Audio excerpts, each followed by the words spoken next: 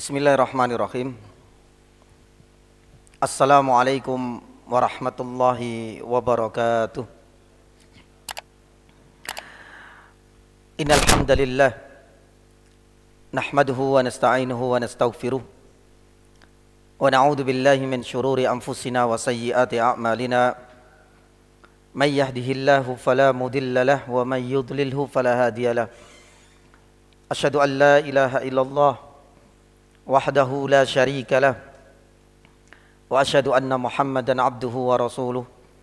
Allahumma salli wa sallim wa barik ala Muhammad wa ala alihi wa ashabihi wa man ihtadaw bihudahu ila yaumiddin, amma ba'd. Allahumma inna nas'aluka khaira ma fi hadhihi al-lailah wa khaira ma ba'daha wa na'udzu bika min syarri ma fi hadhihi al-lailah wa syarri ma ba'daha.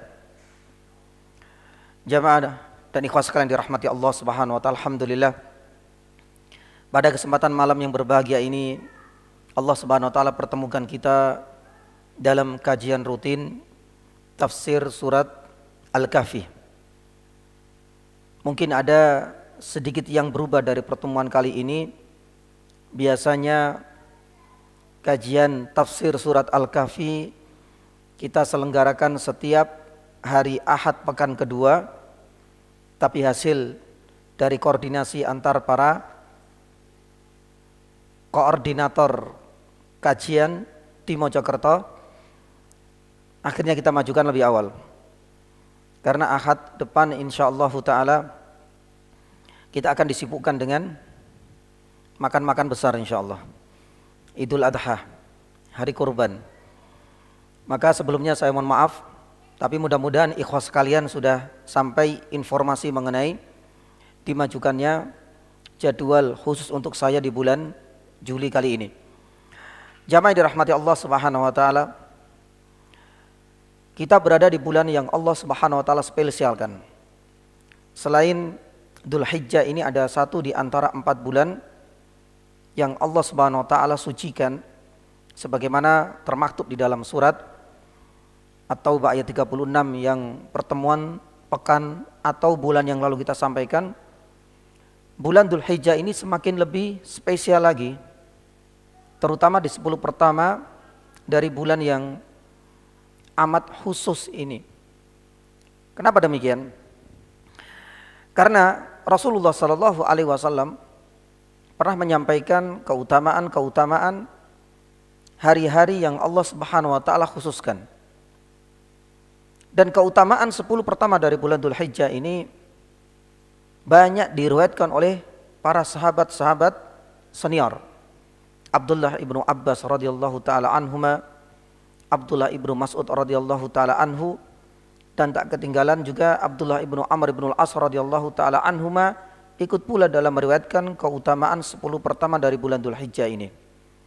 Salah satu di antara redaksi tentang keutamaan 10 pertama bulan Dzulhijjah ini, di mana Rasulullah sallallahu alaihi wasallam pernah bersabda, "Ma min ayyamin al-amalu salihu fiha ahabbu ilallah min ayyamil ashr." Tidak ada hari-hari di mana ketika seorang muslim menunaikan satu ketaatan yang itu lebih dicintai oleh Allah Subhanahu wa taala melebihi bila mana ketaatan itu dilaksanakan di 10 pertama bulan Dzulhijjah. Para sahabat lantas bertanya, "Ya Rasulullah, walal jihad fi sabilillah?" Wahai Rasulullah, bukankah amalan yang paling afdol, ibadah yang paling mulia itu adalah jihad fi sabilillah?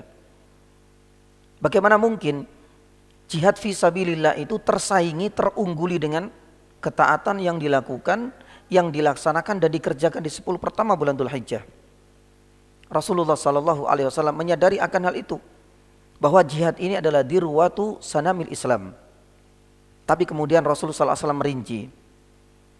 Tidak dipungkiri bahwasanya jihad itu adalah satu ibadah yang paling mulia. Pahalanya amat luar biasa sekali. Satu ibadah yang paling dicintai oleh Allah Azza wa Jalla.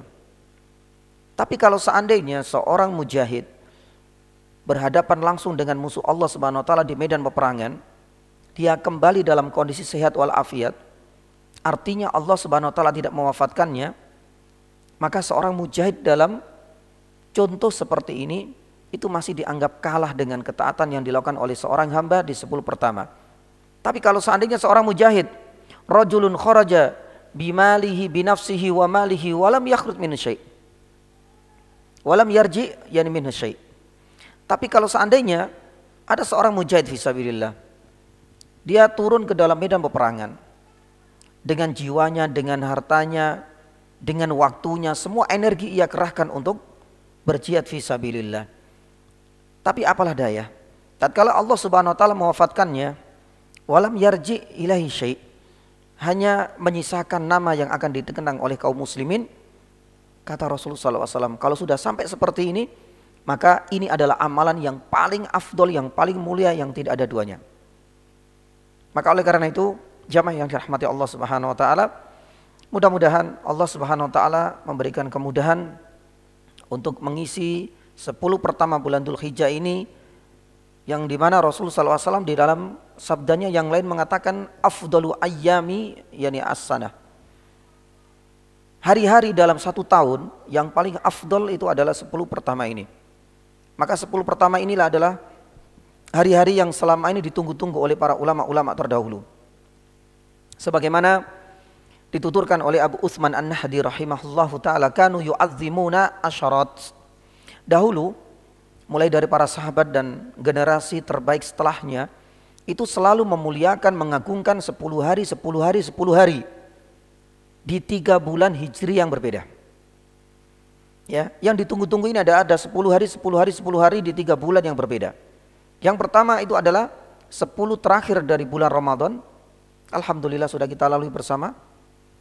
Dan yang kedua adalah 10 pertama bulan Dzulhijjah yang saat ini kita berada. Adapun 10 yang terakhir itu adalah 10 pertama bulan apa? Tinggal 1. 10 terakhir bulan Ramadan, 10 pertama bulan Dzulhijjah, dan yang ketiga apa? 10 pertama bulan Muharram, yang sedang kita nanti kedatangannya insyaallah taala bulan depan. Jadi 10 terakhir bulan Muharram, bulan Ramadan, 10 terakhir ya, 10 ketiga bulan Ramadan, karena di situ ada Lailatul Qadar. Sedangkan 10 pertama bulan Dzulhijjah ini, kata Ibnu Rajab Al-Hambali, terkumpul di dalamnya ummahatul ibadat. Ibadah-ibadah yang pokok-pokok itu bisa kita kerjakan di bulan ini. Kalau seandainya sedekah, kapanpun ini bisa.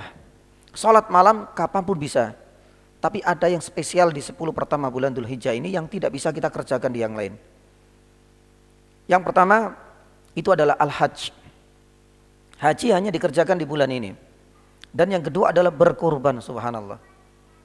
Maka inilah para ulama mengatakan 10 terbaik dalam 1 tahun perjalanan manusia, itu adalah 10 pertama bulan Dzulhijjah. Sedangkan 10 terakhir, ya, yang ketiga adalah 10 pertama bulan apa? Muharram. Karena nantinya kita akan ketemu dengan hari yang spesial ini juga, yaitu Tasu'a dan Asyura. 9 Muharram dan 10 Muharram, di mana 2 hari ini kita disunahkan untuk apa? Yani berpuasa. Tapi yang jamaah dirahmati Allah Subhanahu wa taala, ini sebagai bentuk muqaddimah untuk melecut semangat kita guna mengisi 10 pertama ini dan hari-hari yang Allah Subhanahu wa taala haramkan Dzulhijjah ini dengan beragam ibadah yang bisa mendatangkan pahala dan kecintaan dari Allah Azza wa Jalla. Pada pertemuan sebelumnya kita membahas ayat yang ke-9 dari surat Al-Kahfi, di mana Allah Subhanahu wa taala firman, am hasibta anna ashabal kahfi warraqimi kanu min ayatina yani ajaba. Kita membahas siapa itu ashabul kahfi, siapa mereka, tinggalnya di mana, nasabnya apa, dan apa faedah dan hikmah yang bisa kita petik darinya. Kemudian ayat, apa itu ayat? Ternyata ayat ini memiliki banyak makna, banyak tafsir di dalam Al-Quranul Karim. Terkadang bisa bermakna mukjizat, terkadang yang bisa bermakna ayat Al-Quranul Karim, ya. Terkadang bisa mengandung arti kekuasaan dan ayat tanda-tanda kebesaran Allah Subhanahu wa taala, dan masih banyak. Ya. Nah, adapun yang terakhir yang belum sempat kita sampaikan kemarin itu adalah ayat ini membahas tentang kekaguman, ketakjuban orang-orang terhadap kisah yang amat melegenda ini. Kita ketahui pada pertemuan sebelumnya bahwasanya kisah Ashabul Kahfi ini juga tertulis di dalam kitab apa tahu? yakni Taurat. Sebagaimana sabab nuzulnya yang kita sudah sampaikan pada pertemuan yang lalu. Nah disinilah kemudian kisah ini menjadi viral, kisah ini semakin populer ketika Rasulullah SAW menurunkan ayat ini. Maka begitu takjubnya, tatkala orang-orang kafir Quraisy bertanya 3 hal kepada Nabi SAW, dan alhamdulillah dijawab oleh Allah Subhanahu Wa Taala dengan diturunkan ayat ini.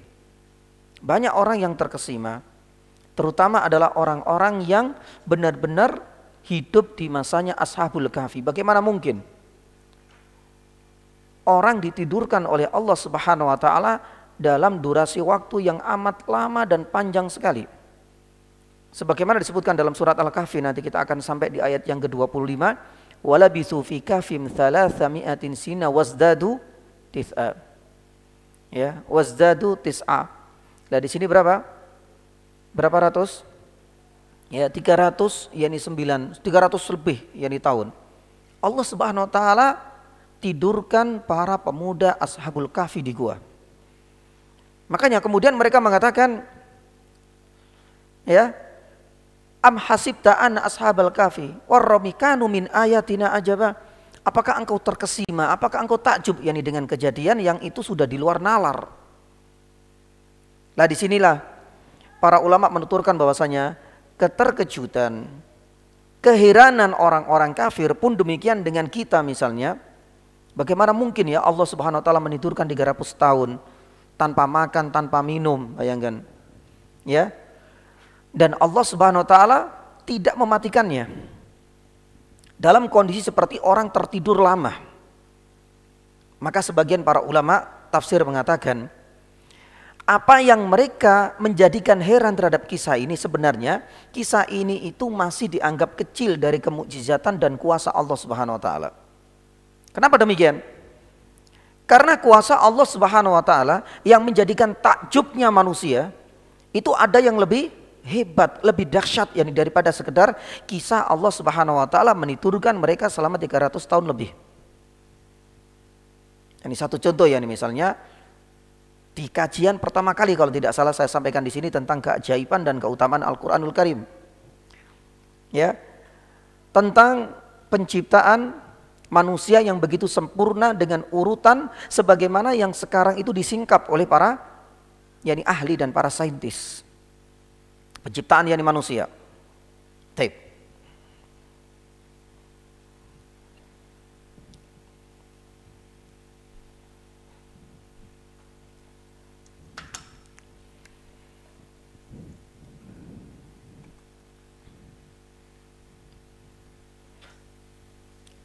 Ayat yang ke-9. Pesan terakhir dari ayat ini adalah munculnya yakni keheranan orang-orang kafir terhadap kisah apa? Ashabul Kahfi. Herannya, bagaimana mungkin dalam durasi lebih dari 300 tahun mereka bisa hidup dan dibangunkan setelah itu dalam kondisi segar bugar. Padahal dalam durasi yang panjang tidak ada makanan, tidak ada minuman. Ini mustahil. Ya. Tapi para ulama tafsir mengatakan kenapa di dalam ayat yang ke-9 ini Allah Subhanahu Wa Taala menggunakan ungkapan dalam bentuk sebuah pertanyaan retoris. Lah disinilah kemudian keheranan orang kafir kalau kita melihat teks ayat ini menunjukkan bahwasanya ini tidak seberapa gitu loh. Ini dianggap kecil dibandingkan dengan kuasa Allah Subhanahu Wa Taala yang lain. Yang itu mungkin barangkali banyak mata manusia itu terbelalak dengan keajaiban sesuatu yang sudah di luar nalar dan logika sehat manusia. Makanya kita sebutkan beberapa. Satu misalnya tentang penciptaan manusia. Ini beberapa saja ya untuk menguatkan. Karena ini berkaitan dengan ya teks hadis ini, kenapa kok menggunakan yakni ungkapan atau dalam bentuk statement pertanyaan apa? Retoris. Apakah engkau itu heran dengan masalah ini? Jawaban para ulama tafsir, ini dianggap kecil sekali. Masih banyak kuasa-kuasa Allah Subhanahu wa taala lain yang menjadikan banyak orang terheran-heran. Salah satunya adalah penciptaan manusia. Di dalam surat Al-Mu'minun ayat 12 sampai ayat 14, ini banyak yang terkesima dengannya. Ya. Di dalam surat Al-Mu'minun ayat yang ke-12, walaqad khalaqnal insana min sulalatin min tin, tsumma ja'alna nutfatan fi qararin makin, tsumma khalaqna nutfata 'alaqatan fa khalaqna 'alaqatan mudghatan. Subhanallah. Rinci sekali Allah Subhanahu wa taala menciptakan manusia. Mulai dari awal, pertengahan sampai di akhir. Lah disinilah para ulama ya mengungkapkan yakni hal ini, menunjukkan bahwasanya ayat-ayat inilah yang menjadikan banyak orang terheran-heran juga, terutama di zaman ini. Saya lupa, saya sampaikan belum apa yakni apa sudah yakni dahulu. Banyak orang-orang yang akhirnya dengan menjadikan ini sebagai objek penelitian dan risetnya akhirnya masuk Islam. Salah satunya Profesor Yani Persaud. Ya, nanti bisa dicek. Profesor ini dalam bidang biologi dan anatomi, yakni tubuh manusia. Ketika beliau dikasih informasi bahwasanya di dalam kitab suci yang sudah bertahan 14 abad yang lalu, itu membahas tentang proses penciptaan manusia dengan begitu lengkap, detail, dan urutannya sebagaimana yang tersingkap di ya kalangan para dokter dan para ahli biologi saat ini di zaman ini. Makanya Profesor Yani Persot ini subhanallah ya, di dalam beberapa seminar-seminar dia kadangkala menyebutkan dalil tentang anatomi tubuh penciptaan manusia dan menggunakan dalil Al-Quran, subhanallah. Dan ada lagi misalnya Profesor Marshall Yani Johnson misalnya, dia ahli biologi. Subhanallah, dengan izin Allah Profesor Marshall Yani Johnson akhirnya masuk Islam. Ya, dengan izin Allah. Sekali lagi terheran-heran dengan kondisi seperti ini. Jadi bukan hanya ini tok. Orang-orang kafir itu terheran-heran bagaimana mungkin manusia itu dihidupkan setelah 300 tahun lamanya tanpa makan dan minum. Masih banyak lagi. Min ayatina ajaba. Makanya teksnya ini dalam bentuk pertanyaan retoris yang tidak butuh jawaban. Yang kedua, gunung dijadikan sebagai pasak bumi. Ini contoh-contoh saja ya. Allah Subhanahu wa taala berfirman dalam surat An-Naba ayat yang ke-7. Wal jibala apa? Yani autada, subhanallah. Wal jibala autada. Allah Subhanahu wa taala mengisahkan di sini tentang watat. Watat itu kalau kita lihat dalam kamusnya itu adalah pasak. Dari dulu para ahli tafsir meyakini bahwasanya memang adanya gunung-gunung di atas muka bumi sebagai pasak. Tapi tidak sampai kemudian diteliti lebih jauh karena keyakinan dan keimanan mereka itu lebih menonjol daripada sekedar dicari kebenarannya dalam ilmu terapan yang di zaman ini. Itu nggak butuh. Selama itu dari wahyu dari Allah, selama itu adalah hadis sahih, selesai, samina wa ta'na. Sama juga lah bagaimana sikap para sahabat ketika Rasul sallallahu alaihi wasallam menyampaikan hadis tentang apa? Lalat yang pernah kita sampaikan. Itu nggak sampai di riset. Karena mereka lebih mengedepankan keimanan. Lawang yang ngomong ini adalah manusia terbaik. Ini adalah pilihan Allah dan beliau adalah seorang rasul dan beliau tidak pernah berdosa. Selesai, samina wa ta'na. Lah, jamaah yang dirahmati Allah Subhanahu wa taala, gunung sebagai pasak bumi. Apakah ini menjadi sesuatu yang spesial? Sangat spesial sekali. Makanya hal ini yang kemudian menjadikan salah satu profesor dalam bidang geologi, salah satunya adalah Profesor Emeritus Yani Frank Press di Amerika, dan beliau pernah menjadi penasihat dalam bidang sainsnya Presiden AS Jimmy Carter. Jadi dulu, ya. Jadi Profesor Emeritus, ya, Frank Press ini melakukan satu riset karena latar belakangnya dia di ilmu geologi. Subhanallah. Ternyata dari riset dan penelitian panjang dia menemukan yang namanya gunung ini seakan-akan, atau dia katakan dalam teks yang Inggrisnya itu benar-benar seperti apa? Pasak bumi yang ya, mengikat yani kuat. Ya, bahkan yani dia mengatakan seandainya nggak ada gunung ini, ya, bumi ini bisa hancur lebur ketika terjadi goncangan hebat lewat apa? Lewat yani gempa. Yani subhanallah. Tapi Al-Qur'an yani sudah 14 abad yang lalu mengatakan demikian. Bahkan hal ini juga diiyakan oleh profesor geologi lagi dari Jepang, yaitu Profesor Yanishia Fida. Intinya, ya ikhwah dan jamaah yang dirahmati Allah Subhanahu wa taala, kuasa Allah Subhanahu wa taala tidak hanya ini yang menjadikan mereka takjub, masih banyak yani lagi. Ya, belum lagi ini baru tentang sains. Belum lagi kalau kita berbicara tentang apa? Tentang yani sastranya. Belum lagi kita berbicara tentang konten dalam bidang syariatnya. Tentang keharaman khamr ada di dalam Al-Qur'anul Karim. Kenapa sih khamr diharamkan? Kenapa zina itu diharamkan? Ya. Kenapa salat itu tanha anil fahsya'i wal munkar? Yani subhanallah. Banyak orang terkesima dengan kuasa Allah Subhanahu yani wa taala. Makanya di sini Allah Subhanahu wa taala menggunakan ya pertanyaan retoris ketika menyikapi keheranan orang-orang kafir. Apa yang kau herankan ini belum seberapa bahasanya itu. Masih banyak ya kuasa-kuasa Allah Subhanahu wa taala yang menjadikan manusia itu terheran-heran. Tidak hanya zaman kalian, sampai akhir zaman pun mereka akan merasakan takjub dengan miracle ya, keajaiban Al-Qur'an. Taib. Ini yang kemarin belum tersampaikan. Ayat yang ke-10. Di ayat yang ke-10 Allah Subhanahu wa taala firman apa?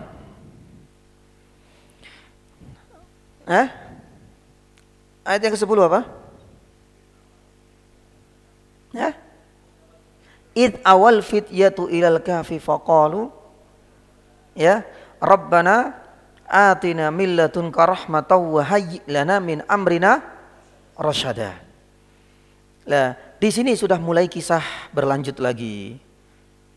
Setelah mereka dibangunkan nantinya, ya, atau prosesnya sebelum dibangunkan nantinya mereka, ini adalah proses mereka masuk gua. Mereka merasa ketakutan. Mereka mendapatkan banyak sekali intimidasi dan teror. Makanya ketika awal fitatu ilal kahfi, mereka masuk ke gua, faqalu, langsung mereka berdoa kepada Allah Subhanahu wa taala.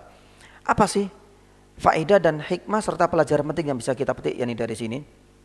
Para ulama menyebutkan pelajaran penting di sini adalah beratnya yakni ujian orang yang beriman. Sebagaimana yang nampak pada pemuda Ashabul Yani Kahfi ini.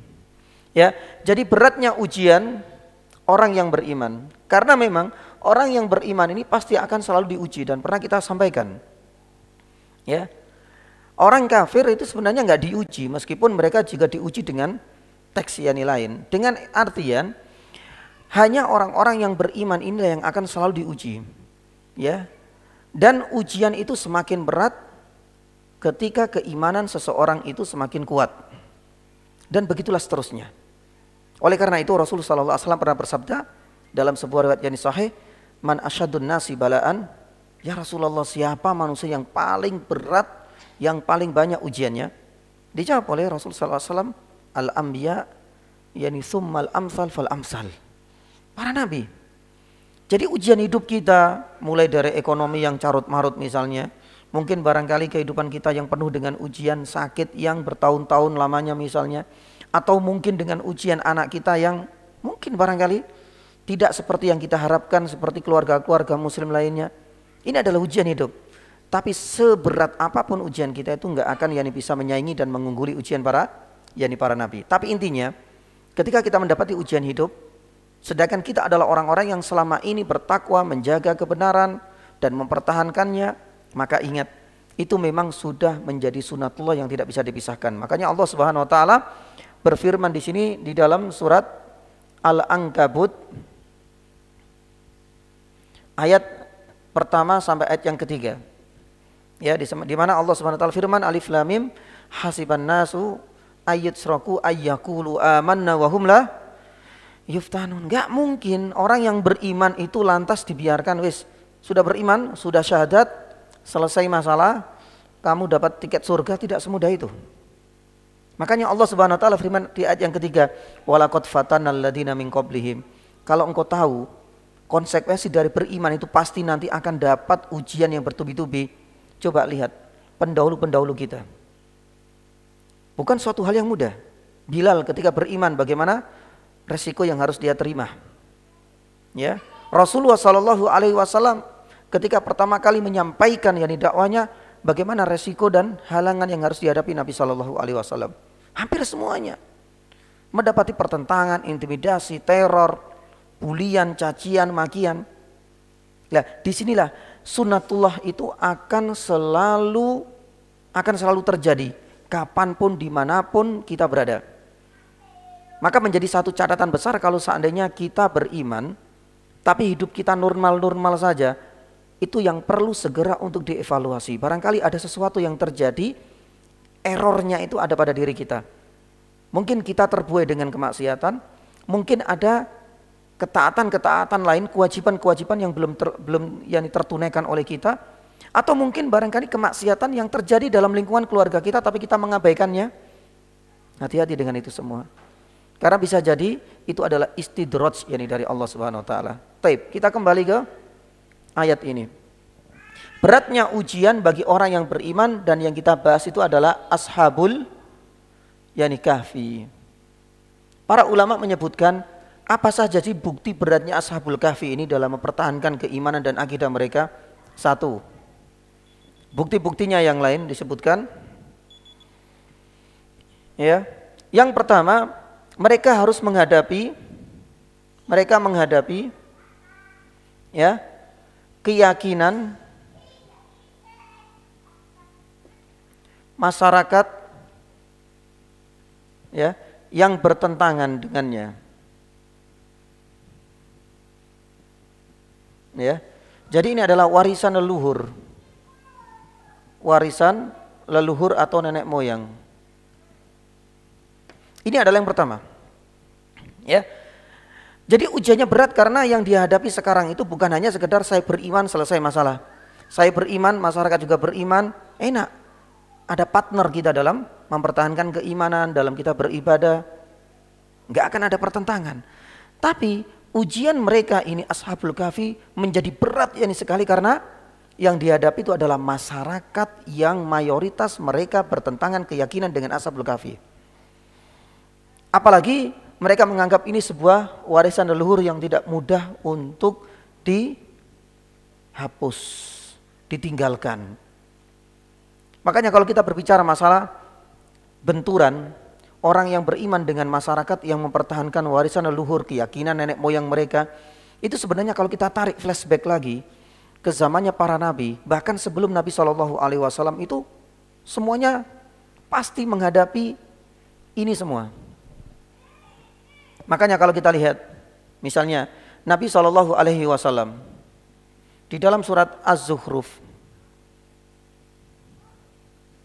ayat 23, Allah Subhanahu wa taala mengisahkan, ya Rasulullah, wa kadzalika ma arsalna min qablika fi qaryatin min nadirin illa qala mutrafuha inna wajadna aba'ana ala ummati wa inna ala athari muqtadun.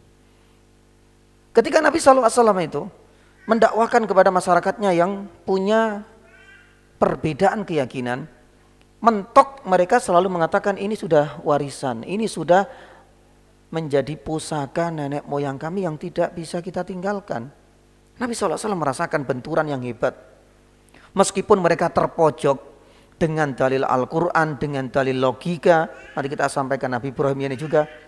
Apa yang terjadi? Apakah mereka menyatakan, oh ya sudahlah, karena ini nggak masuk akal, kita terima? Nggak semudah itu.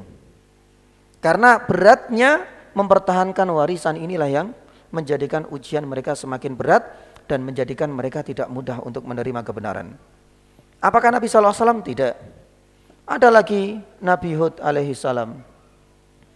Ya. Di dalam surat Al-A'raf ayat 70, Allah Subhanahu wa taala mengisahkan Nabi Hud harus bersinggungan dengan masyarakatnya yang mereka mempertahankan warisan leluhur mereka. Di dalam surat Al-Araf ayat 70, qalu ajitana lina'budallah wa nadara ma kana ya'budu abauna. Gak bisa. Kita gak bisa mudah untuk meninggalkan hanya karena ingin mengikuti ajaranmu dan ajakanmu, wahai Nabi Hud. Gak mudah. Yang ketiga, yakni Nabi Soleh. Ujiannya juga berat. Tapi kasusnya sama. Berbeda keyakinan dengan masyarakatnya. Di dalam surat Hud ayat 62, Allah Subhanahu wa taala mengisahkan yang sama. Qalu ya Shalihu qad kunta fina marjuwan qabla hada atanhana an na'budu an natruka ma ya'budu abauna. Apakah dakwamu itu mengharuskan kita harus meninggalkan warisan leluhur masyarakat? Berat ya ini sekali. Gak bisa. Sama juga dengan kasusnya Nabi siapa? Yani Syuaib. Yani juga di dalam surat Hud ayat 87 juga sama. Bahkan tak lupa Nabi Ibrahim alaihissalam. Ya, Allah Subhanahu wa taala berfirman di dalam surat Asy-Syu'ara ayat 69 sampai 74. Ini yang paling bagus sebenarnya kalau kita lihat. Ya, karakter masyarakatnya hampir sama. Ketika mereka itu sudah kalah mati kutu, tidak bisa membantah logika yang sehat, mereka ujung-ujungnya itu sini yang jadikan sebagai dalih. Lho piye maneng, lawang iki sudah warisan kok.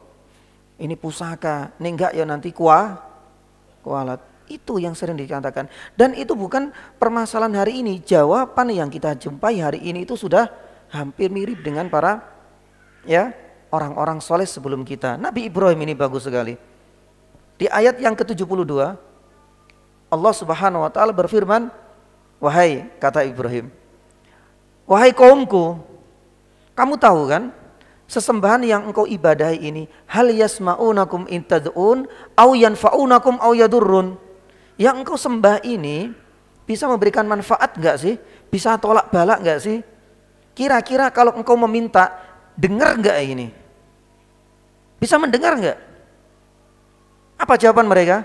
Mereka malu mengatakan, ya enggak dengar ya. Tapi jawabannya apa? Di ayat yang ke-74 mereka mengatakan, bal wajadna kadzalika yaf'alun. Wis pokoke lah, ini pokoke susah Pak.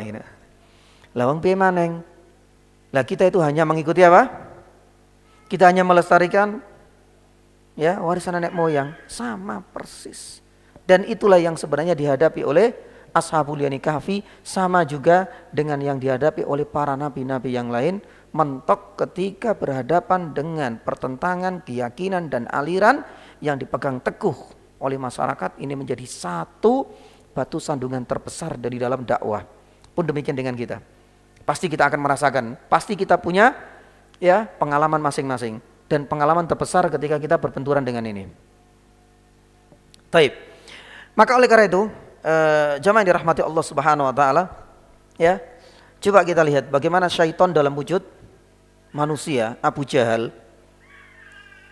Para ulama itu menuturkan kafirnya, masuk nerakanya Abu Thalib itu salah satunya karena faktor su'ul mu'amalah. Ya. Dia karena salah cari teman. Tapi di sisi lain, kalau kita lihat dari terakhir kematian Abu Thalib itu tidak bisa melupakan peran dari Abu Jahal. Coba kita lihat. Apa sih kata-kata Abu Jahal yang dia sampaikan di telinganya Abu Thalib yang akhirnya Abu Thalib ini merasa enggan untuk mengatakan la ilaha illallah. Padahal di sana siapa? Rasul sallallahu alaihi wasallam mengatakan ya qul la ilaha illallah. Tapi dibantah sama Abu Jahal. Abu Jahal cuma ngomong gampang. Atarghabu an millati Abdul Muthalib. Bahasa kita itu, ente mau menjadi pengkhianatnya warisan leluhur yang sudah dipegang teguh oleh bapakmu sendiri Abdul Muthalib. Cuma itu saja. itu langsung bergetar. Dia merasa khawatir dan merasa takut. Dan itulah yang menjadi keyakinan terakhir sampai Allah Subhanahu wa taala menjemput ajalnya. Jadi simpel banget. Dan ini pula yang dipakai strategi dakwanya Abu Lahab. Di dalam sebuah hadis sahih dari Rabi'ah ibnu Ibad Ad-Dili, beliau adalah saksi hidup. Bagaimana Nabi SAW itu kan berdakwah dari door to door dari pintu ke pintu yang lain. Ketika Rasul SAW menyampaikan ya ayyuhan nas qul la ilaha illallah, belakangnya ngundidi terus siapa? Abu Lahab. Setiap Nabi SAW mengatakan la ilaha illallah, belakangnya Abu Lahab ngomong apa? Wahai manusia, innahu sobi. Cuma itu saja. Kata-kata sobi ini sebenarnya lebih dalam, lebih besar pengaruh dan efeknya daripada kita mengatakan dia adalah pendusta, dia adalah orang gila. Sobe ini lebih dalam maknanya. Apa artinya sobe itu? Sobe itu adalah pengkhianat warisan leluhur. Kalau seandainya kita dakwah terus kita dibilang kita gila, tapi kita bisa makan, kita bisa sholat, orang nggak terlalu nggak terlalu abai. Kalau seandainya gila pun orang nggak akan terlalu merisaukan, sebeng panjine gila kok. Lebih ringan efeknya. Atau mungkin barangkali dia itu adalah pendusta, ya wes abaikan saja wong pendusta kok. Dia itu adalah penyihir, ya wes nggak usah dekat-dekat dengan mereka. Tapi hal ini akan berbeda ketika strategi dakwanya Abu Lahab itu menggunakan diksi yang itu menjadikan emosi dan amarahnya masyarakat semakin memuncak. Apa itu? Sobi. Jangan dengarkan pengkhianat, orang yang menistahkan, orang yang mencelah warisan leluhur. Ketika mendengar istilah seperti itu, apa yang terjadi? Tentunya masyarakat yang sedari awal sudah tertanam kuat, penyembahan terhadap berhala, penyembahan kepada selain Allah, tentunya enggak serta-merta kemudian tinggalkan, enggak. Tapi ketika mendengar itu langsung apa? Timbul emosi dan amarah. Makanya inilah yang menjadi satu ujian terberat itu ketika masyarakat masih melestarikan dan mempertahankan warisan leluhur. Tapi ingat jamaah yang dirahmati Allah Subhanahu wa taala, warisan leluhur ini enggak semuanya juga dianggap haram. Budaya masyarakat itu tidak semuanya juga bisa dikatakan total itu batil, tidak. Lawang kita pakai peci hitam seperti ini juga warisan leluhur. Pakai sarung niki gimana Pak? Mboten apa-apa nggih. Ini adalah budaya lokal kita, Kita nggak bisa mengatakan demikian. Jadi warisan leluhur ini akan menjadi haram kalau bertentangan dengan syariat kita. Itulah sebenarnya kaidah yang ingin kita sampaikan. Taib. Kemudian di antara bukti yang kedua, ya ikhwah. Taib. Ujian ini menjadi semakin berat. Kenapa? Karena dia harus menghadapi rajanya dan pembesar istana. Ini berat lagi ini. Kalau seandainya yang kita hadapi masyarakat berat sih. Tapi kalau seandainya penguasa, pembesar pemerintahan itu menganggap ini wajar, sudahlah bebas, ini negara demokrasi, kita masih lega, kita nggak akan dituntut, kita nggak akan dikriminalkan dan lain sebagainya. Tapi apa yang terjadi kalau masyarakatnya itu menjadi musuh kita dalam berdakwah, plus masyarakat yang mempertahankan warisan itu didukung oleh siapa? Raja dan pembesar istana. Selesai masalah, beratnya luar biasa. Yang ketiga, para ulama menuturkan di antara bukti beratnya ujian orang-orang yang beriman, terutama Ashabul Kahfi di sini, itu adalah minim jumlahnya. Kemarin kita sampaikan kisaran berapa sampai berapa? Jumlahnya Ashabul Kahfi 3 sampai 10. Ada yang mengatakan 7, ada yang mengatakan 8. Tapi Karena belum ada dalil yang valid, hanya karena fityatun itu kalau kita tarik dalam ilmu nahwu bahasa Arabnya itu masuk jamak killah. Kalau jamak killah itu kisaran antara 3 sampai 10. Kita katakan jumlahnya sedikit. Hal ini akan berbeda. Masyarakatnya menentang dakwah kita, Ustaz. Berapa masyarakatnya? 50. Kita berapa? 100. Takut enggak? Kita enjoy ini saja karena merasa secara kuantitas dan jumlahnya kita lebih banyak. Tapi apa yang terjadi? Jumlah mereka minim sekali. Kisaran 3 sampai 10 ini saja yang dia harus hadapi masyarakat seluruhnya, kebanyakan mayoritas plus yakni jajaran teras yaitu raja dan pembesar istana. Ini bukan perkara yang mudah. Ini adalah bukti yang ketiga menunjukkan ujian mereka amat berat yakni sekali. Yang berikutnya, ya, yang keempat, mereka juga masih apa kemarin? Masih muda. Kalau masih muda itu biasanya minim pengalaman, meskipun okolnya itu biasanya lebih dikedepankan, sing penting ya ini apa bonek ya, karena orang-orang muda seperti itu nggak berpikir macam-macam, bondo nekat, pokoknya yang penting maju, ya, yang penting ini berangkat, yang penting lah berat. Tapi kalau orang-orang yang sudah sepuh itu biasanya main, ya ini akalnya, logikanya sih, nggak usah terburu-buru, biasa seperti itu. Nah, kita lihat masih muda, ya, masih muda, minim pengalaman. Kemudian jumlahnya juga sedikit, yang dihadapi juga berat. Beratnya ujian ini ditambah dengan id awal fityatu ilal kahfi. Mereka tinggal di mana? Gua. Lah kenapa? Gua, tinggalnya di gua menjadi bukti bahwasanya mereka menghadapi ujian yang amat berat. Beda dengan saat ini ya ikhwah. Ya, kalau seandainya orang-orang sekarang ya, para koruptor itu kan bisa mengajukan untuk menjadi tahanan apa? Tahanan kota. Nih, tahanan kota nggak masalah. Saya ketemu keluarga, saya iso masak, iso ini. Meskipun dia nggak boleh apa? Lah, dia sampai tinggal di gua. Apa yang bisa dinikmati dari gua? Kalau seandainya masih dia itu dikucilkan, dia itu diboikot, tapi masih bisa tinggal di rumahnya, bisa leluasa, makan ya ini juga enak. Kisahnya akan lain. Tapi apa yang terjadi? Mereka harus mengasingkan diri di gua. Dan gua ini bukan seperti yakni gua layaknya hotel-hotel berbintang 5. Apa yang bisa kita dapatkan di gua? Berat yakni ujiannya. Sudah harus yakni tinggal ke sana dan lain sebagainya. Ya, di antaranya yang lain, yang keenam, para ulama menuturkan beratnya ujian ini dilihat dari raut wajah yang mereka selalu merasa ketakutan. Merasa ketakutan. Dari mana kita tahu mereka merasa ketakutan terus? Itu dilihat dari doa yang ada di dalam ayat yang ke-10 ini. Makanya kalau kita lihat dari konteks bahasanya, sastranya luar biasa.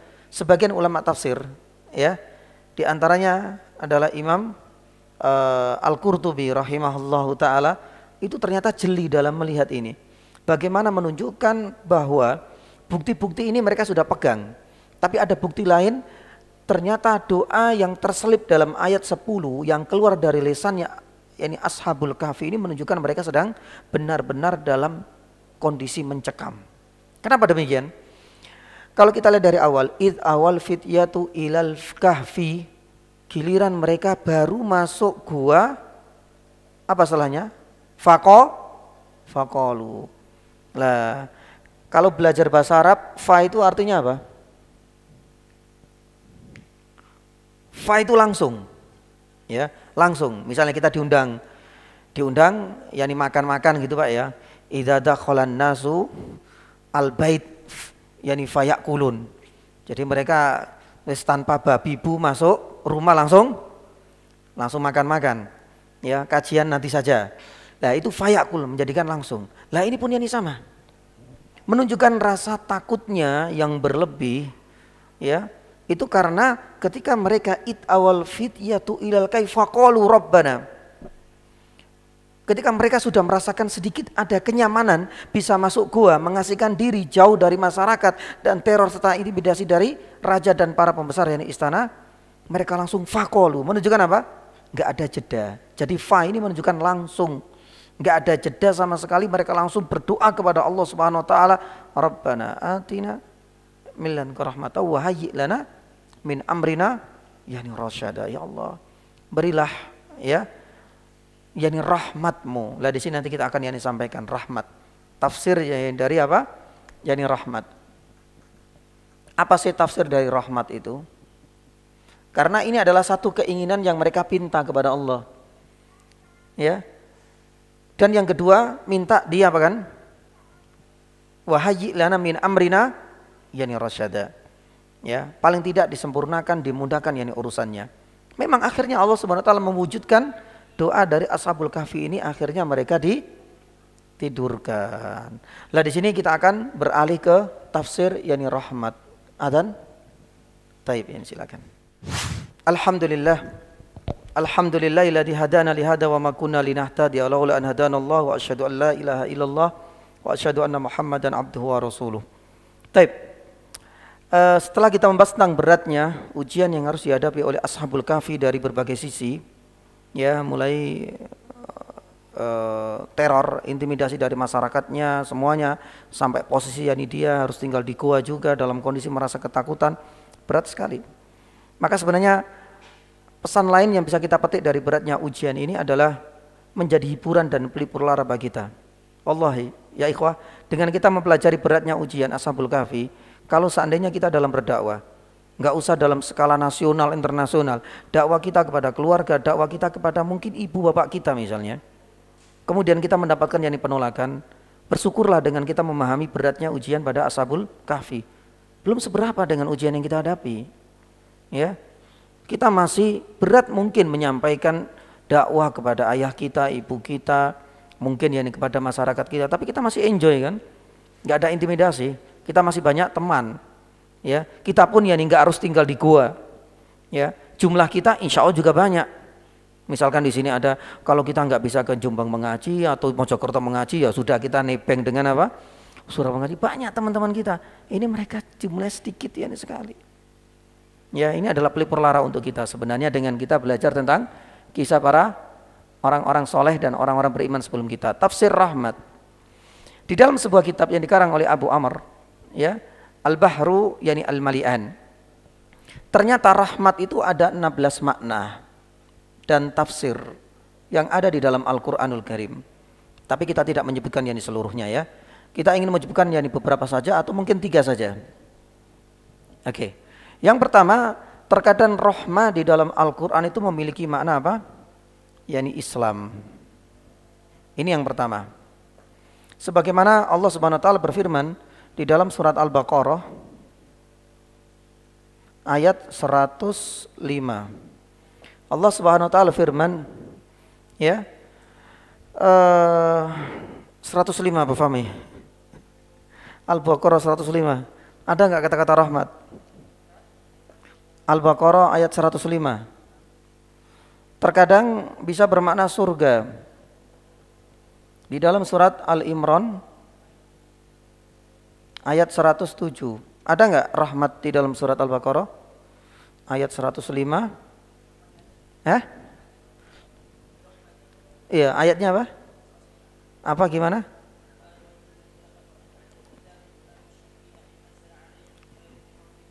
Allahu yakhtassu bi rahmatihi may yasha.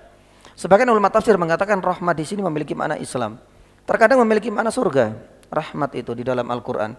Intinya ada 16.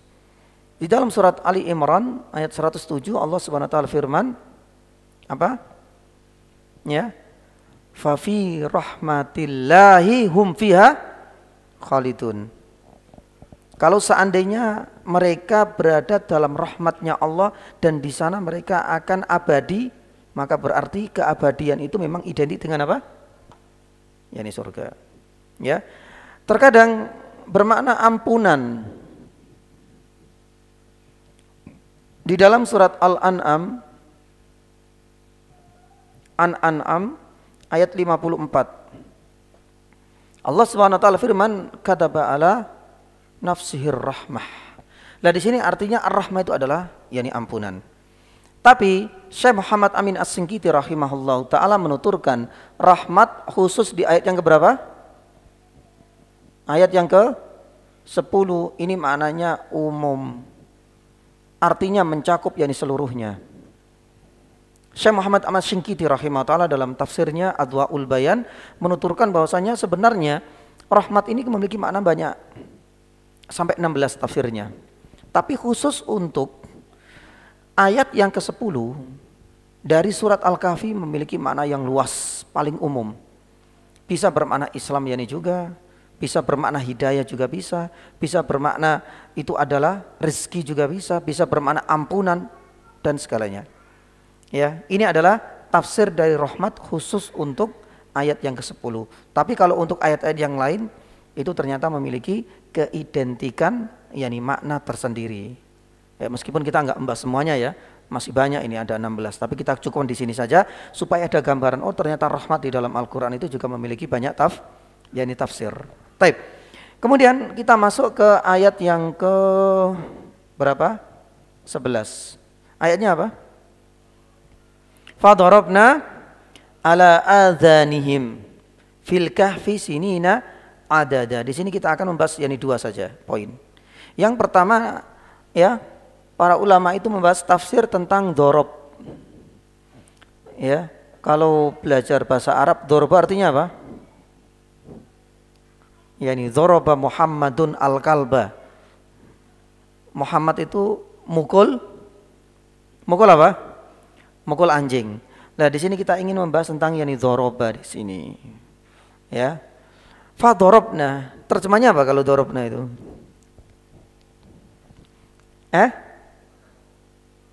Tutup yakni telinga. Yang jadi masalah, tidak cukupkah Allah Subhanahu wa taala menidurkan mereka?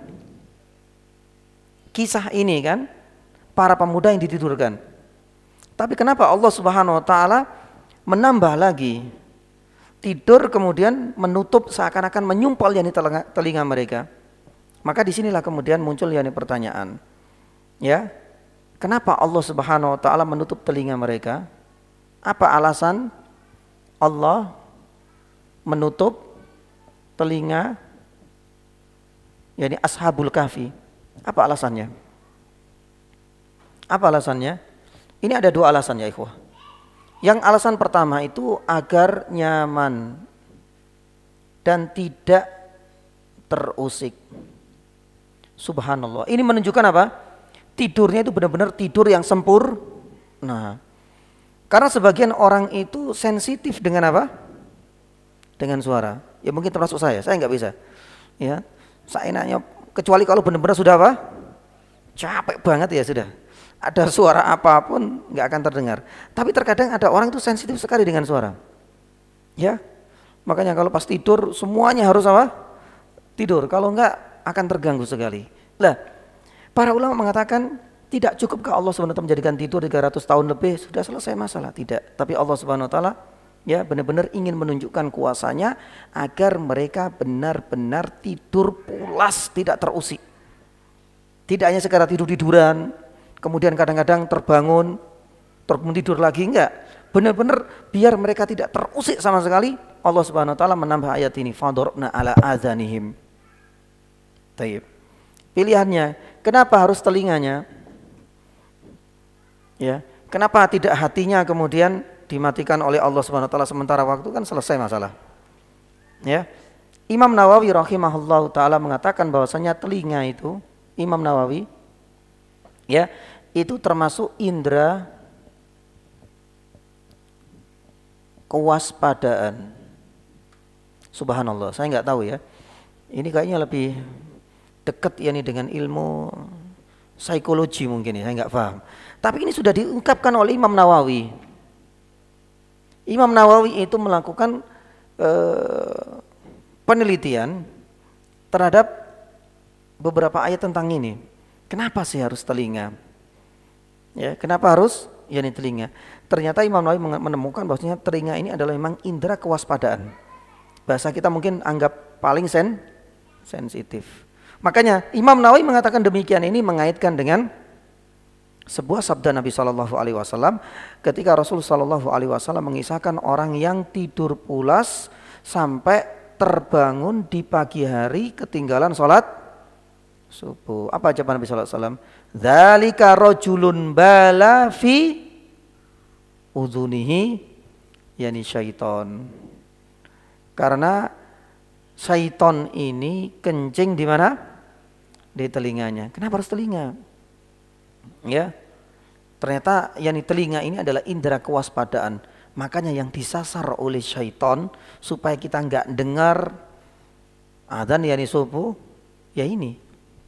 Ya, yakni subhanallah. Makanya ini adalah di antara yakni dua alasan. Kemudian yang kedua, fadorobna ala adzanim, jadi penguat, ditidurkan. Yang kedua, ditutup bahasanya itu oleh Allah Subhanahu wa taala telinganya biar nyaman, tidak terusik. Dan yang kedua karena memang ini indera yang paling sensitif. Ya, biar benar-benar sempurna tidurnya. Sinina adada. Sinina adada itu apa? Terjemahannya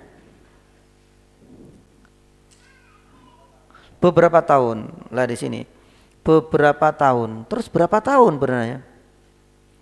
Sebelahnya ini belum kita bahas. Kalau pengen tahu jawabannya ada di dalam surat Al-Kahfi ayat yang keberapa? Ayat yang ke-25. Ya, itu nanti penjelasannya di situ. Di mana Allah Subhanahu wa taala firman, "Wala bisukahfihim salasu mi'at sinina wasdadu yani tis'ah." Ada ya di ayat yang ke-25? Nah, itu adalah jawabannya. Ya, jadi nanti insyaallah kita enggak perpanjang. Nanti kita akan sampaikan lebih panjang lebar, mendetail mengenai ayat 25. Tapi intinya di awal Allah Subhanahu wa taala sudah memberikan isyarat bahwasanya ini bukan 1-2 bulan saja, tapi ada sinin. Berapa? Ada di ayat yang ke-25. Taib, ayat yang ke-12. Apa itu? Tsumma ba'atsnahum lina'lama ayyul hizbaini ahsa lima labithu amada. Lah ini yang bahasa ini yang nanti kita akan bahas. Agak cukup yakni panjang ini. Allah Subhanahu wa taala di sini ketika menidurkan dengan begitu sempurna selama 300-an tahun lebih. Kemudian summa ba'atsnahum. Diterjemahkan apa di situ ba'atsnahum? Bangun. Padahal kalau kita tahu yakni tafsir ba'atsa yaumul bi'tsa itu artinya apa? Yaumul bi'tsa itu artinya apa? Karena aslinya ba'atsa itu adalah hari kebangkitan. Kebangkitan dan identik yakni dengan kematian. Padahal ini bukan mati kan sebenarnya. Ini hanya tidur. Pertanyaannya kenapa Allah Subhanahu wa taala memilih diksi kata ba'atsa? Kenapa enggak membangunkan? Karena ba'atsa itu membangkitkan. Hari kebangkitan. Makanya nanti setelah manusia itu ya semuanya mati, hancur lebur alam semesta ini, semuanya akan dibangkitkan dari alam kuburnya. Itu namanya yaumul yani bi'tsa. Ya, karena itu identik memang al-bi'tsa itu dengan kebangkitan tapi dari kematian. Tapi yang muncul di sini ini kan cuma tidur. Kenapa Allah Subhanahu wa taala menggunakan kalimat bi'tsa, dibangunkan? Lah, ini yang dibahas. Karena ya ikhwah, tidur itu sebenarnya adalah bagian dari kematian.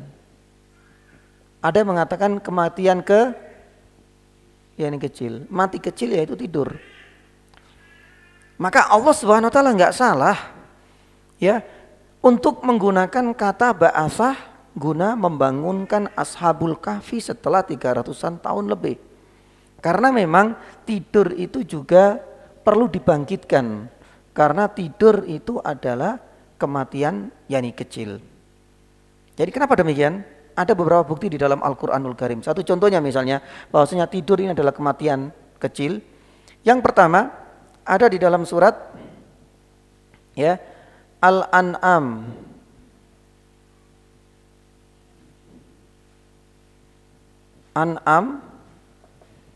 ayat 60. Allah Subhanahu wa taala berfirman, Qul yatawaffakum bil-laili wa huwa alladhi yatawaffakum yani bil-lail. Subhanallah.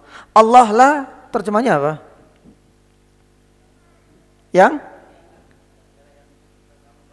Yang menidurkan. Padahal Allah Subhanahu wa taala di sini menggunakan kata apa? Wafat.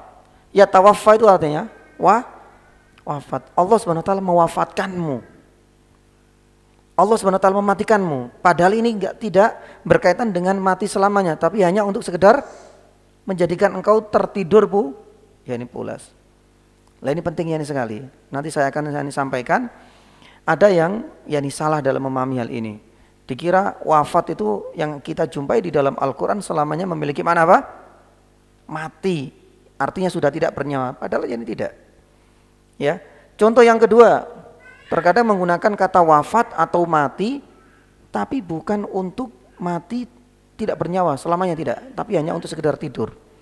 Allah Subhanahu wa taala berfirman, ya, Al-An'am ayat 60. Kemudian di dalam surat Az-Zumar ayat 39, coba.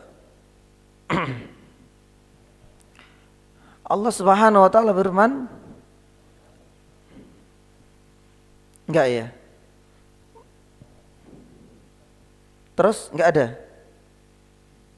Terusannya enggak ada?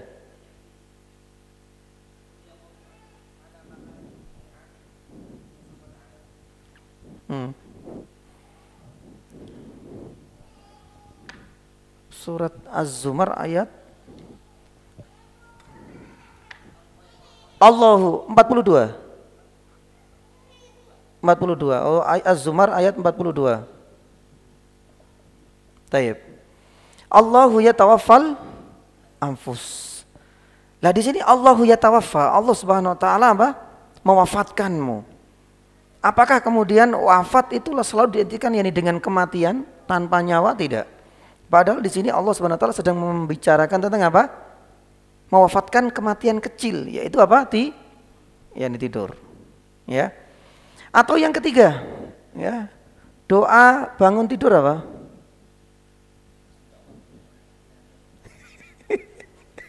Kau surga Allahumma amut. Bangun sekarang. Alhamdulillahilladzi ba'da amatana. Coba kita lihat. Ini kayaknya ada yang salah Ustaz, dari pilihan diksinya. Lawang kita itu enggak mati kok. Segala puji bagi Allah yang telah menghidupkan kami ba'da amatana. Amatan itu mayit. Setelah Allah Subhanahu wa taala, nah kita enggak mati kok. Dibilang mati.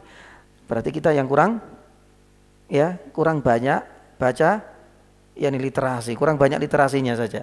Karena memang dalam bahasa Arab itu tidur itu bisa diartikan kematian kecil atau wafat kecil, ya. Makanya di sini Allah Subhanahu wa taala enggak salah bila mana mengatakan ba'atsa membangkitkan yang lebih identik dengan kematian besar.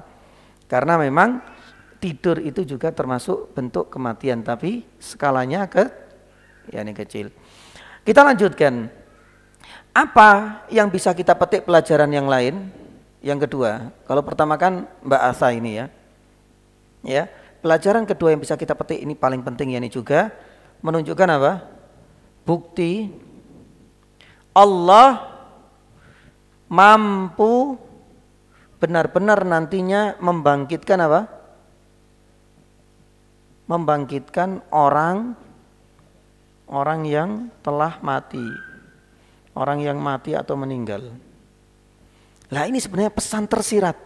Ini luar biasanya, subhanallah. Oke, kita sekarang ini kan sedang membahas tentang orang tidur dibangunkan setelah 300 tahun lebih. Ini mustahil dan lain sebagainya. Kenyataannya memang benar-benar terjadi, oke? Tidak hanya di dalam Al-Quran, di dalam apa? Taurat juga disebutkan. Masalah selesai. Tapi apa sih pesan lain yang tersirat dari ayat ini? Wahai orang-orang kafir sini. Kalau seandainya engkau takjub dan engkau meyakini kejadian ini memang benar-benar terjadi di dunia, meskipun itu sudah di luar logika sehat dan nalar manusia, maka berarti bukan suatu yang mustahil bila nanti Allah Subhanahu wa taala membangkitkan orang yang telah meninggal itu dari alam alam kuburnya. Dan itu bukan hal yang berat bagi Allah Subhanahu wa taala. Dan ini adalah pesan tersirat yang lain, subhanallah. Ya, makanya sebenarnya ba'atha ini bahasa kita memiliki makna bersayap. Memiliki dua pesan. Kalau seandainya Allah Subhanahu wa taala enggak menggunakan kata ba'atha dalam bahasa Arab, artinya aiqadha. Aiqadha itu menggugah, apa Pak? Membangunkan orang tidur. Mungkin barangkali enggak akan muncul pelajaran dan pesan tersirat seperti ini. Tapi gara-gara ada ba'atha inilah, ini nantinya para ulama tafsir mengatakan ada bukti lain, dan ini adalah pesan tersirat kalau seandainya Allah Subhanahu wa taala mampu membangunkan dalam waktu sekian tahun lamanya, padahal itu mustahil ya bagi manusia, tapi bagi Allah satu hal yang kecil, ya, maka ini ada isyarat bahwasanya Allah Subhanahu wa taala pasti akan mampu dengan kuasanya membangkitkan manusia dari alam kubur, arti dari kematian yang nyata.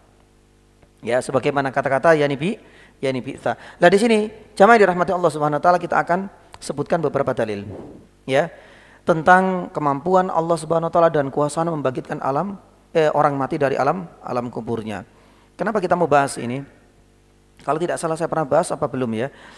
Karena beberapa orang yang terpapar penyakit pemahaman ateis itu kan mereka sudah nggak percaya Allah, nggak percaya hari akhir, apalagi kemudian manusia itu dibangkit. Kan sudah mereka nggak akan percaya dengan itu semua, ya. Makanya salah satu yang pernah kita sampaikan kalau nggak salah itu ahli fisikawan dunia, siapa dulu? Stephen siapa Pak? Ahli fisikawan terkenal itu. Kalau nggak salah sudah meninggal ya, sudah mati ya.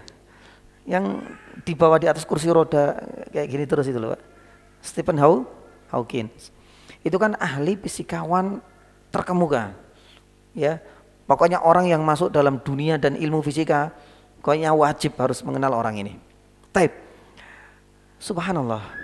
Di dalam salah satu statementnya yang pernah terlontar dari lisannya, dia mengatakan bahwasanya secara tidak langsung dia tidak percaya dengan adanya jannah, dengan adanya nar yang diyakini oleh kaum muslimin, apalagi hari adanya kebangkitan manusia. Terus kenapa ngapain manusia dibangkitkan untuk dimintai pertanggungjawaban?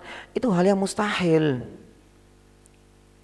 Dia menggunakan analog, menganalogikan dengan kondisi yang mereka jumpai dan dia jumpai di dunia. Sampai dia mengatakan manusia itu ibarat sebuah komputer katanya. Ya. Karena komputer itu kan dianggap sesuatu yang hebat ya, dengan perangkat yang begitu banyak. Komputer tahu kan? Banyak perangkatnya, banyak alat-alatnya. Itu seperti apa? Ya mungkin seperti saraf-saraf dan manusia. Itu pun komputer seperti itu. Tapi yang namanya komputer itu ada masa expirednya. Manusia pun sama. Ketika expired maka berarti manusia mati. Komputer sudah expired berarti sudah tidak bisa lagi. Di apapun di otak-atik kalau sudah kadaluarsa sudah nggak bisa. Coba kita lihat. Ya kadang-kadang kita lihat CPU yang cembung zamannya tahun 90-an itu kan sekarang hampir sudah nggak dipakai, bahkan dijual oleh siapa? Orang-orang di pasar loak seperti itu kan. Nah itu. Dia menganalogkan seperti itu. Kalau sudah expired, sudah masanya harus diganti, itu sudah nggak bisa berlaku lagi. Dia berlanjut. Pun demikian dengan manusia, ketika sudah expired mati ya sudah selesai masanya. Nggak ada lagi kemudian nanti komputer itu nanti disulap yang sudah jadul seperti itu, yang part-partnya sudah nggak ada, disulap kemudian nanti dibangkitkan lagi, dihidupkan lagi. Itu hal yang tidak mungkin untuk komputer. Pun demikian dengan manusia. Sampai di sini paham ya Pak, analognya dia itu. Manusia juga gitu, secanggih-canggihnya manusia dengan otaknya, kalau sudah mati ya sudah selesai. Itu adalah kehidupan dia di dunia tok. Enggak ada kemudian dibangkitkan lagi, kemudian dia minta pertanggungjawaban. Kata dia apa? Ini hanya dongeng belaka. Itu muncul dari mereka. Dari orang-orang ateis, orang-orang kafir yang tidak percaya adanya hari kebangkitan. Maka di sini kita sampaikan banyak bukti yang menunjukkan Allah Subhanahu wa taala dengan mudahnya, dengan kuasanya, hal yang kecil membangkitkan manusia dari alam kuburnya, dari kematiannya selama di di dunia. Yang pertama, ya, kita tidak bisa melupakan yang dalil. Baik itu dari Al-Qur'an maupun dari hadis yang semuanya itu mutawatir, sudahlah. Yang semuanya mutawatir. Ya. Kita lihat di dalam Al-Qur'anul Karim banyak. Bahkan di antara rukun apa? Rukun iman. Rukun iman salah satunya apa? Kita harus percaya adanya hari akhir. Dan salah satu di antara ya, kejadian dan peristiwa yang masuk dalam ruang lingkup hari akhir itu adalah hari kebangkitan. Dan itu salah satu. Kalau kita nggak percaya adanya hari kebangkitan, maka berarti secara tidak langsung kita tidak percaya dengan rukun iman yang kelima. Taib. Kemudian di dalam surat Al-Fatihah misalnya, kita membaca Alhamdulillahirabbil alamin, Ar-Rahmanir-Rahim, terus apa? Maliki yaumiddin. Apa artinya Maliki yaumiddin? yakni hari pembalasan. Ya karena memang semuanya akan dimintai pertanggungjawaban. Kematian kita di dunia itu bukan akhir dari segalanya. Perjalanan kita masih panjang nantinya. Ya meskipun pakai analognya Stephen Hawking bahwasanya komputer kalau sudah kadaluarsa itu nggak bisa lagi, ya sudah, memang waktunya selesai. Nggak ada kemudian disulap, dianu lagi jadi yang baru, ya sudah. Karena selesai masanya, ganti tipe yang lain, ganti masa yang lain, dan begitulah seterusnya. Ya, taib. Kita lanjut yang kedua. Ya ikhwah, ya, tentang kehidupan manusia ini kan kenapa mereka nggak berpikir? Manusia ini kan prosesnya dari ketiadaan, ya kan, menjadi apa? Yani ada. Mereka kan melihatnya kan wis brojol gitu Pak istilahnya, wis jadi besar jadi seperti ini, kemudian mati. Yus nggak mungkin lagi balik seperti kita, punya tulang belulang lagi, punya ini, mati yus mari. Tapi mereka nggak berpikir, lah dulu kita itu dari apa? Kita kan dari sesuatu yang tidak ada kemudian menjadi, ya ini ada gitu loh. Kenapa engkau nggak berpikir ya ini seperti itu? Karena kita keluar ini pun bukan kemudian tiba-tiba langsung, tidak. Dari ketiadaan menjadi ada. Berarti kan dari sesuatu yang sebenarnya mati dalam konteks ini menjadi sesuatu yang hidup.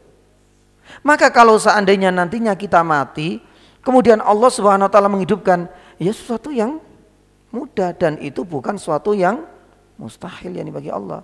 Makanya Allah Subhanahu wa taala berfirman di dalam surat Ar-Rum ayat 27. Wa huwallazi yabda'ul khalqa tsumma yu'idu wa huwa ahwanu alaihi. Bahkan Allah Subhanahu wa taala mengatakan mengembalikan ke bentuk semula itu lebih mudah bagi Allah Subhanahu wa taala. Kenapa lebih mudah? Apa buktinya? Apa buktinya? Wa huwa ahwanu. Bahkan Allah Subhanahu wa taala mengatakan, wahai orang-orang kafir, ente semua kan enggak percaya adanya hari akhir. Ya bahkan zaman ini masih ada orang yang tidak percaya adanya hari akhir. Tapi engkau enggak berpikir, engkau dulu dari mana? Kan dari sesuatu yang enggak ada kemudian menjadi ada, dari sesuatu yang mati menjadi hidup. Pun demikian nanti hari akhir itu aku mampu untuk mengembalikanmu. Bahkan mengembalikanmu itu lebih mudah daripada menciptakan kamu selama di dunia di awal produknya, di awal prosesnya. Kenapa demikian? Karena di hari akhir itu semuanya hampir punya kesamaan. Dibangkitkan lagi dengan usia yang nah, gampang nggak Pak? Lebih mudah. Ya, kalau sekarang kan prosesnya kan ya mungkin dalam hati kita mungkin rumit, tapi bagi Allah semuanya mudah bagi Allah Subhanahu. Tapi Allah Subhanahu wa taala mengatakan mengembalikan dengan usia yang sama, tingginya sama, seperti Nabi Adam kan situna dzira'an. Ya. Itu lebih mudah bagi Allah Subhanahu wa taala. Ya, dalam bahasa kasarnya kita manusia itu sudah enggak punya konsep lagi. Dipadake roto kabeh. Ya, yang perempuan juga seperti itu, yang laki-laki juga seperti itu. Selesai masalah. Baik. Kemudian yang dalil yang ketiga. Ya. Kita beralih pakai sampel tumbuhan. Tumbuhan di musim kemarau. Kita yakin musim kemarau itu yang namanya lapangan itu kita anggap itu adalah neraka, yakni bagi tanaman. Rumput pun demikian. Sudah kering sampai kelihatan yang namanya apa Pak namanya? Tanahnya itu apa? Retak-retak, meletek-meletek. Yakin sudah ini enggak ada kehidupan sama sekali. Enggak ada kehidupan wis. Kita yakin demikian. Tapi apa yang terjadi dengan izin Allah Subhanahu wa taala? Ketika Allah Subhanahu wa taala turunkan hujan. Loh kok tukul istilahnya, Pak? Kok bisa ya? Dari sesuatu yang benar-benar kering, enggak ada kehidupan, ternyata Allah Subhanahu wa taala ya, subhanallah mengeluarkan tumbuhan-tumbuhan kecil, rumput-rumput ilalang, subhanallah. Padahal secara logika ini enggak mungkin karena ini adalah kekeringan dan ini adalah kematian yakni bagi seluruh makhluk hidup. Nah, maka di sini Allah Subhanahu wa taala yakni berfirman di dalam surat Fussilat. Ya, ayat 39 kalau enggak salah ya, yang ini. Surat Fussilat ayat 39 apa, Pak? Wa min ayatihi ya. Enggak. Surat Fussilat ayat 39.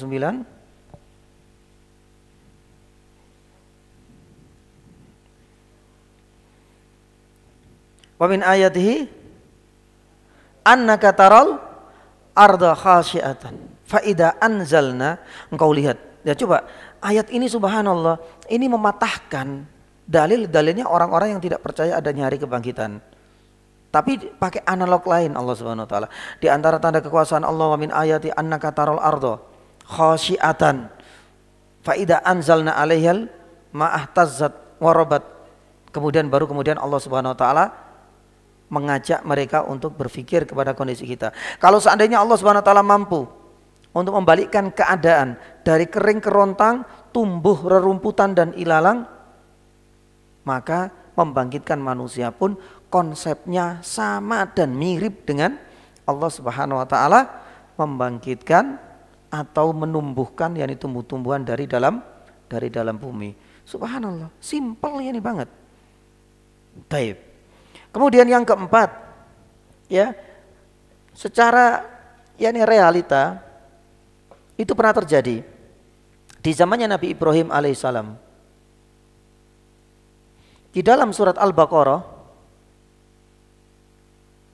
ayat 259. Jadi ternyata dibangkitkannya orang yang telah mati itu ternyata secara realitanya di bumi ini juga pernah terjadi, tapi itu dengan izin Allah Subhanahu wa taala. Yang pertama adalah kisahnya Nabi Ibrahim alaihissalam ketika berdebat. Au kalladzi marra ala qaryati wa ya khawiyatun ala urusiha. Qala anna yuhyi hadhil. Dari mana ini? Dan siapa yang membangkitkan orang yang sudah mati ini kemudian tumbuh kembali?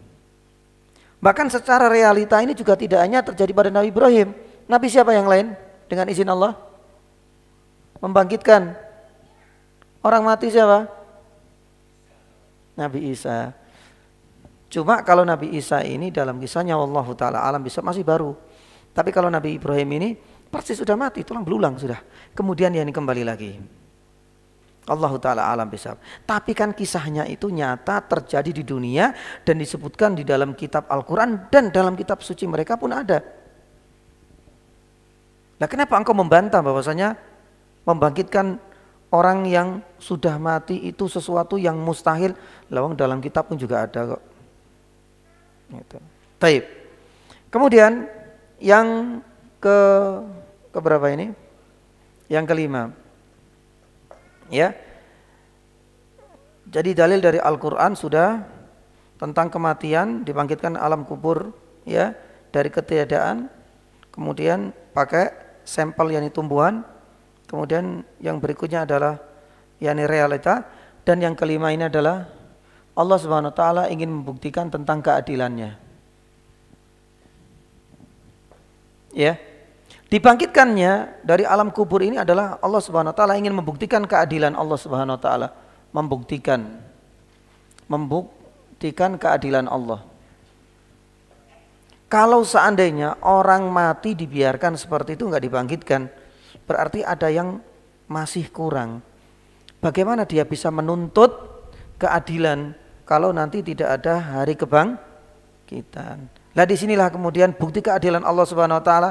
Sing mati ya wis terserah, nggak apa-apa mati. Tapi engkau akan bisa menuntut. Apakah kematianmu itu wajar ataukah tidak?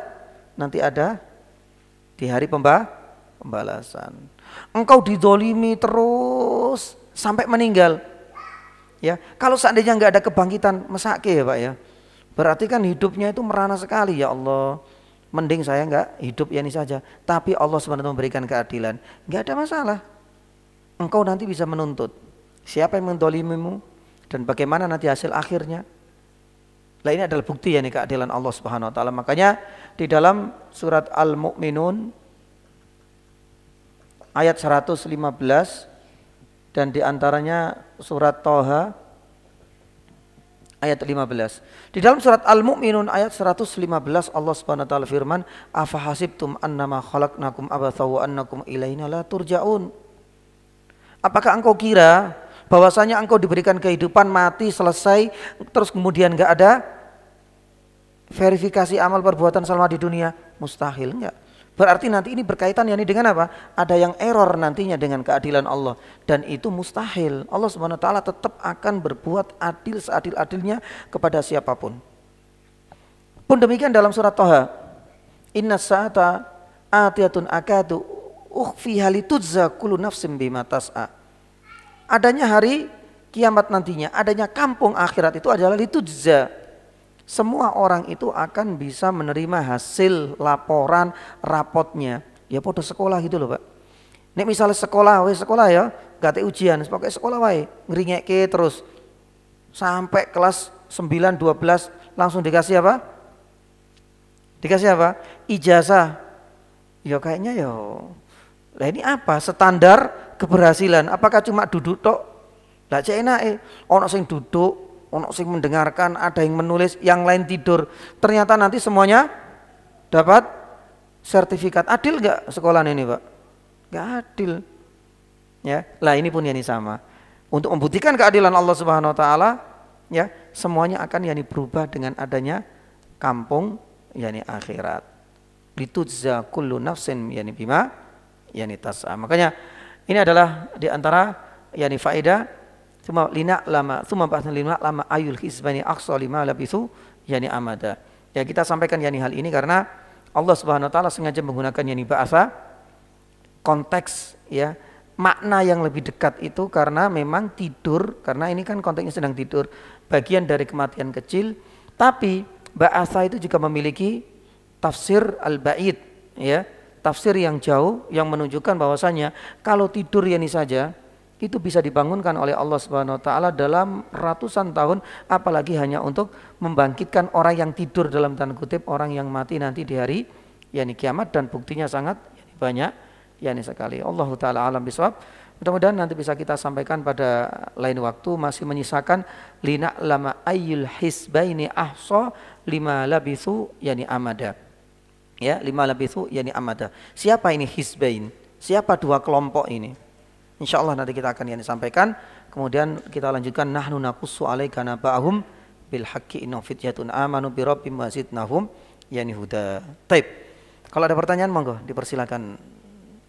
Ada pertanyaan yang siapa? Ada pertanyaan? Cukup insyaallah. Ya, taib. Jazakumullah khairah. Yani jamaah yang dirahmati Allah Subhanahu wa taala, yani atas kehadirannya. Dan mudah-mudahan pada pertemuan yang berikutnya ya masih menyisakan yang sedikit tentang lina lama ayul hisbaini aqsa lima labithu yani amada, dan mungkin nanti kita akan yani bahas dan ulas yani sedikit tentang lina lam ya, seakan-akan bagi orang yang melihat hanya dari terjemahan Allah Subhanahu wa taala, kami yang akan membangkitkan mereka, terus apa terjemahnya itu Pak? Supaya apa itu? Masih dibuka enggak Pak tadi Pak? Ayat 12. Fa'atnahum Lina'lam. Artinya apa lina'lam di situ?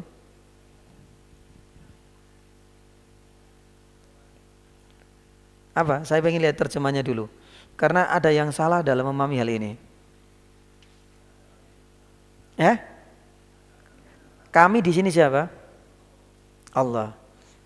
Lah ini kalau seandainya diterjemahkan letterlek kemudian langsung difahami akan mengindikasikan dan menunjukkan bahwasanya Allah Subhanahu wa taala